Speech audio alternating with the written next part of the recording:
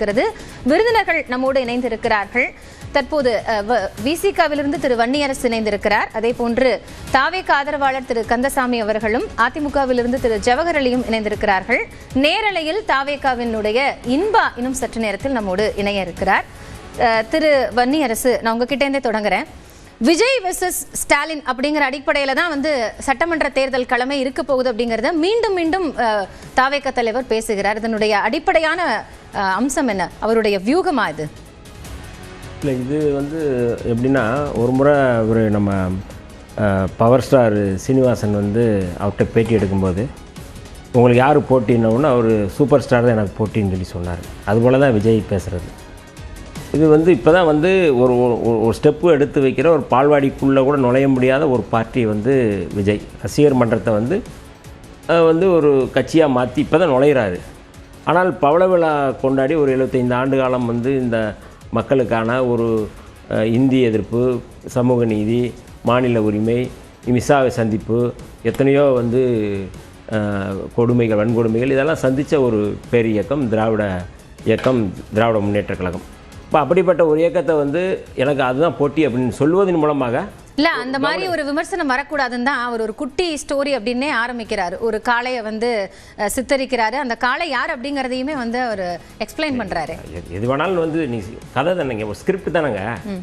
இப்போ இன்னைக்கு கூட ஒரு ஸ்கிரிப்ட் வெளியில் வந்திருக்கு அப்படிங்கிற ஒரு வந்திருக்கு. அதில் எப்படி உரத்து பேசணும், எப்படி கண்ணீர் வடிக்கணும், எப்படி அதெல்லாம் ஒரு ஸ்கிரிப்டாக எழுதி அனுப்புகிறாங்க. ஒரு சினிமா இடத்துல இருந்து அவருக்கான ஒரு பரப்புரை பாணியா அவர் வச்சிருக்கலாம்ல. நான் தப்பு சொல்லலையே, நான் எல்லாமே ஸ்கிரிப்ட்னு சொல்கிறேன். அவர் ஒரு ஒரு அவர் என்ன சொல்கிறாரு, நான் என்னைய விமர்சனம் பண்ணால் மக்களை விமர்சனம் பண்ணுறது மாதிரி, என்னைய நீங்கள் அவதூறுப்படுத்தினா மக்களை அவதூறுப்படுத்துறது மாதிரி, எனக்கு ஒன்றும் தெரியாதுன்னா மக்களை ஒன்றும் தெரியாது போல் அப்படின்னு தான் அவர் சொல்கிறாரு. அது நீங்கள் அப்படி சொல்கிறது எப்படி இருக்குது அப்படின்னா, இப்போ சமீப காலமாக பாஜக, ஆர்எஸ்எஸ், சங் பரிவார கும்பல் என்ன முடிவெடுக்கிற, என்ன பேசுகிறாங்க அப்படின்னா, நாங்கள் சனாதனத்தை பற்றி பேசினா பாருங்கள் இந்துக்களுக்கு எதிராக பேசுகிறாங்கன்னு சொல்கிறது. பாஜக எதிர்ப்பு பேசினாலே இந்துக்களுக்கு எதிராக பேசுகிறது மாதிரியான ஒரு மடை மாற்றம் அப்படிங்கிற ஒரு அரசியல் இருக்குல்ல, அதை தான் விஜய் அவர்களும் பண்ணுறாரு. நீங்கள் மக்கள்கிட்ட நீங்கள் 41 பேர் இறந்துருக்குறாங்க அன்றைக்கி கரூரில், அதுக்கப்புறம் சேலத்தில் ஒருத்தர் இறந்துருக்கிறாங்க, விக்ரவாண்டியில் 2 பேர் இறந்துருக்காங்க, மொத்தம் நீங்கள் பார்த்தீங்கன்னா ஒரு 52 பேர் உங்களால் இழந்திருக்காங்க. அதாவது உங்களை காண வந்த, உங்களை பார்க்க வந்த, உங்களை ரசிக்க வந்த ஒரு 52 பேர் இறந்துருக்கிறாங்க. அவங்க உங்கள் மக்கள் தானே. அவங்கள நீங்கள் போய் பார்த்தீங்களா? அவங்களுக்கு நீங்கள் என்ன கரிசனம் பண்ணீங்க? எப்படி நீங்கள் இந்த மாதிரியான வேலையில் செய்வீங்க அப்படின்னா, அவரை பரப்புரைக்கு வர விடுறதுலேயே சூழ்ச்சி இருக்குன்னு பேசுறாரு. அப்படி இருக்கும்போது இதுக்கான பழைய தூக்கி நீங்க என் மேல போடுறீங்கிறது தான் அவரோட குற்றச்சாட்டு. எல்லாவற்றையும் நீதிமன்றத்தின் மூலமாக உரிமை வாங்கிட்டு தான் அவர் போய் அங்கே பரப்புரை வர்றார். யாரும் சூழ்ச்சி பண்ணுறதில்ல. நாங்களே எத்தனையோ மாநாடுகளை நீதிமன்றத்தின் மூலமாக அனுமதி பெற்று தான் நாங்கள் நீதிமன்றத்துக்கு போயிருக்கோம். கல்வி உரிமை மாநாடு நாங்கள் போனோம், நீதிமன்றத்தின் மூலமாக தான் நாங்கள் வாங்கினோம். இறுதியாக ஜனநாயகம் வெல்லும் மாநாடு கூட நாங்கள் நீதிமன்றத்தின் மூலமாக இடத்த நாங்கள் ஃபிக்ஸ் பண்ணுறோம். அதனால் இது எல்லோருக்குமான ஒரு இது, விஜய்க்கு மட்டும் இல்லை, நீங்கள் எல்லா அரசியல் கட்சிகளுக்குமான ஒரு அனுமதி, அதனுடைய ப்ரொசீஜர் எல்லாமே ஒரே மாதிரி. சரி, அப்போ திமுக டெல்லி அணியா வெர்சஸ் தமிழ்நாடு அணியான்னு சொல்லும்போது விஜய் அதை தாவேகாவா திமுகவான்னு மாற்றக்கூடாதா? இல்லை, அதுதான் சொல்கிறேன், அது அவருக்கான உரிமைன்னு சொல்கிறேன். ஆனால் அது யதார்த்தம் இருக்கா? எப்படி பவர் ஸ்டார் சூப்பர் ஸ்டார் தான் எனக்கு போட்டின்னு அப்படின்னு சொல்லி எப்படி ஒரு காமெடியாக பேசினாரோ அப்படியான ஒரு காமெடியான ஒரு சென்ஸ் தான் விஜய் பேசுகிறது. அதை யாரும் சீரியஸாக எடுத்துக்கிறல. அதை தான் சொல்கிறேன். நீங்கள் அவர் சொல்கிறாரு, நீங்கள் டெல்லிக்கும் தமிழ்நாட்டுக்கும் தான் போட்டினா, தமிழ்நாட்டுக்கும் டெல்லிக்கும் போட்டி அப்படிங்கிறது எப்படி நீங்கள் நம்ப முடியும்? தமிழ்நாட்டுக்கும் டெல்லிக்குமா போட்டி நடக்குது? தேர்தல் அங்கேயே நடக்குது அப்படிங்கிறது நாடாளுமன்ற தேர்தலா அப்படிங்கிற அடிப்படையில் அவர் திசை திருப்புறார். நான் என்ன கேட்குறேன், நீங்கள் டெல்லி தேர்தல் நடக்கலை அப்படின்னா ஏன் கொள்கை எதிரி பாஜகன்னு சொல்கிறீங்க? நீங்கள் அதை பற்றி நீங்கள் பேசியிருக்க கூடாதுல்ல. கொள்கை எதிரி பாஜகன்னு ஏன் சொல்லணும் அவர்? அப்போ அதுவே இவர் ஒரு கட்டமைப்பை உருவாக்குறது. விஜய் போன்ற சினிமா பாஜக மாநில தேர்தல்ல களத்திலே இல்ல இருக்கிறது. நான் எதிர்க்கக்கூடிய கட்சி களத்துல இருக்கணும். களத்திலே இல்லாத கட்சி ஏன் கொள்கை எதிரின்னு சொல்றீங்க? நான் கேட்கிறேன். இது ஒரு அடிப்படையான கேள்வி தானே. நீங்க களத்திலே இல்ல பாஜக, அப்புறம் ஏன் நீங்க கொள்கை எதிரின்னு சொல்றீங்க? அப்ப நீங்க அதை பத்தி கண்டுக்கவே கூடாதுல்ல. எதற்காக நீங்க பாசிசமா அதுன்னா எப்படி நீங்க பாயாசமானு எப்படி நீங்க அதை சொல்லுவீங்க? அப்ப நீங்க சொன்னதுல இருந்து அதில் நாங்கள் முரண்படுறாரு, வேறுபடுறாரு. அப்போ இந்த களத்தை பொறுத்தளவு அவர் ஒரு 15 நாள் 20 நாள் எப்படி ஒரு ஃபர்ஸ்ட் ஷெட்யூல் முடிச்சுட்டு ஒரு ஷூட்டிங் முடிச்சுட்டு வெளியில் வருவாரோ, ரெஸ்ட் எடுத்துகிட்டு திருப்பி ஒரு 15 நாள் ஒரு ஷெட்யூல் வருவார். அந்த மாதிரி தான் வர்றாரு. அதுதான் அவருடைய உரையை அது உணர்த்துது. நான் இனிமேல் வந்து மக்களோடைய ஒவ்வொரு கிராமத்துக்கு நான் மக்களை சந்திக்க போகிறேன் அப்படின்னு சொல்கிற அந்த வார்த்தையே வந்து இதுவரை மக்களை சந்திக்கலைங்கிற பொருளில் தான் அவர் வந்து பேசுகிறாரு. அதனால் வந்து விஜய் அவர்களுடைய இன்றைக்கி அந்த ஸ்கிரிப்ட் இன்றைக்கி வெளியில் வந்ததை பார்க்கும்போது நமக்கு தெரிஞ்சு போகுது.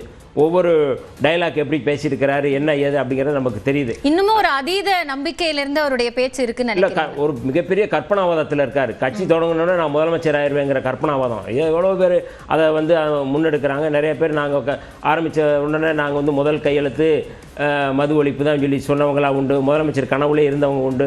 அதெல்லாம் உண்டு. அந்த மாதிரியான ஒரு கனவுல இருக்கிறாரு. சினிமா உலகம் தானே, சினிமாவே வந்து கனவு உலகம் தானே. அப்போ அந்த கனவு உலகத்தில் இருக்கிற அந்த கனவை காணக்கூடாதுன்னு நம்ம வந்து சொல்ல முடியாதுல்ல. அவருக்கான அது உரிமை இருக்குல்ல. நல்லா கனவு வாங்கட்டும், நல்லா வந்து படுத்துங்கட்டும், அதை பற்றி பிரச்சனை இல்லை. ஆனால் நீங்கள் வந்து இந்த அரசியலில் மக்களை ஏமாற்றாதீங்க. உங்களை நம்பி வந்த ரசிகர்களை ஏமாற்றாதீங்க. இவ்வளோ பேர் இறந்துருக்கிறாங்க. இறந்தவர்களை பற்றி கூட உங்களுக்கு கவலை இல்லை. கொஞ்சம் கூட ஒரு கரிசனை இல்லை. கொஞ்சம் கூட வந்து ஈவிரக்கம் இல்லை. இன்னமும் வந்து நீங்கள் வந்து ரொம்ப உரத்து பேசி நீங்கள் வந்து ஏதோ வந்து சாதிச்சது மாதிரி வந்து மக்களை ஏமாற்றி மடைமாற்றம் செய்கிற ஒரு அதிமேதாவித்தனம் வந்து விஜய்கிட்ட இருக்குது. மக்களோட அந்த அளவுக்கான நம்பிக்கையும் ஆதரவும் தனக்கு இருக்கு. அதனால தன்னை பேசக்கூடிய பேச்சுக்கள் அப்படிங்கிறது மக்களை தான் போய் சேரும் அப்படின்னு சொல்றாரு. அதுதான் நான் சொல்கிறேன்ல, நீங்கள் என்னை திட்டினா மக்களை திட்டினது மாதிரி இருக்குன்னு சொல்கிறது இருக்குல்ல. இது மாதிரி போக்கு அப்படிங்கிறது வந்து ஒரு சர்வாதிகார போக்கு. நான் தான் மக்கள் அப்படின்னு சொல்கிறது வந்து நான் தான் சாமின்னு சொன்னது போல். நிறையா போலி சாமியார்கள் இருக்காங்கல்ல, நான் தான் சாமியார் அப்படின்னு சொன்னது போல். மோடி சொல்வார், நான் வந்து இதிலேருந்து பிறக்கலை, நான் வந்து என்னை வந்து படைச்சிருக்கிறாங்க அப்படின்னு சொல்லி சொன்னார்ல. அதுபோல் அதீதமாக பேசுகிறது, ஒரு பிம்பத்தை நம்ப வைக்கிறது, இதெல்லாம் சாமியார் போலி சாமியார்கள் செய்கிற வேலை. அதுபோல் ஒரு அரசியல் தனத்தை அவர் வந்து செய்கிறாரு. அதை வந்து நீங்கள் மக்கள் நம்புவாங்க, சிலர் நம்பாமல் போவாங்க. அது அவர்கள் எப்படி எடுத்துக்கிறாங்கிறத பொறுத்து தான். அதனால் இன்றைய உரை அல்லது இன்றைய நடவடிக்கை அப்படிங்கிறது முழுக்க வந்து சினிமாக்கான ஒரு ஷூட்டிங்காக, டைலாக்காக, ஸ்கிரிப்டாக தான் நான் பார்க்குறேன். நான் அவர் யாரும் நம்புறது அப்படிங்கிறதுக்கான வாய்ப்பு இல்லை. நான் உங்களோட முதல் சுற்று கருத்தை எடுத்துக்கிறேன். கந்தசாமி, இந்த மாதிரியான விஷயங்கள் மூலமாக ஒரு போலியான பிம்பத்தை வந்து விஜய் கட்டமைக்கிறார். இன்னும் வந்து அந்த சினிமாவோட மனநிலையிலேருந்து வெளியில வரல அப்படிங்கறத சொல்றாங்க. நீங்க எப்படி இதை பார்க்குறீங்க? இல்லை, அண்ணன் வேற எப்படி பேச முடியும்? அண்ணன் ஒரு காம்ப்ரமைஸ் பாலிடிக்ஸ்குள்ளே போயிட்டாங்க.